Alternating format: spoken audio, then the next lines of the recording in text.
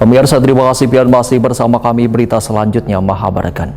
Menteri Dalam Negeri Republik Indonesia didampingi Wakil Menteri Dalam Negeri menyambut kedatangan pelaksana tugas Gubernur Kalimantan Selatan di Kementerian Dalam Negeri besokan Kamis 12 Desember 2024. Kehadiran Haji Muhyiddin dalam rangkaian audiensi terkait rencana asesmen pejabat Eselon 2 di pemerintah Provinsi Kalimantan Selatan.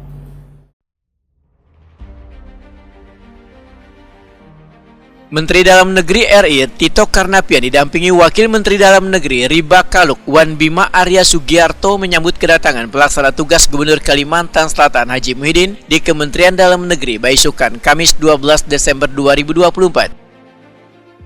Kehadiran Haji Muhyiddin didampingi Sekretaris Daerah Roy Rijali Anwar, Kepala Bapenda Subhanur Yaumil, Kepala Dinas ESDM Isharwanto, dan Kepala Biro Administrasi Pimpinan Barkatullah dalam rangkaian audiensi terkait rencana asesmen pejabat Eselon 2 di pemerintah Provinsi Kalimantan Selatan.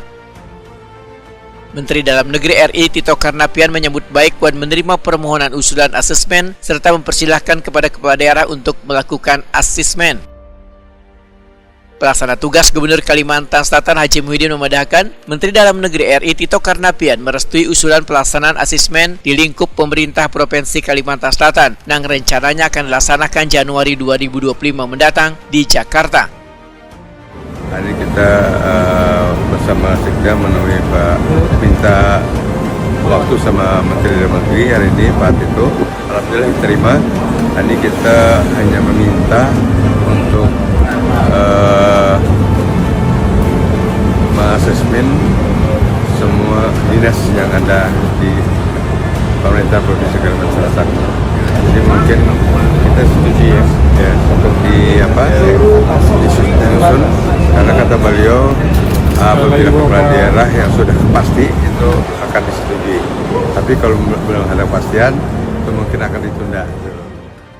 Haji Muhyiddin menyatakan ucapan terima kasihnya pada Mendagri yang telah bersedia menemui dan melakukan audiensi terkait rencana pelaksanaan pemerintahan di Provinsi Kalimantan Selatan.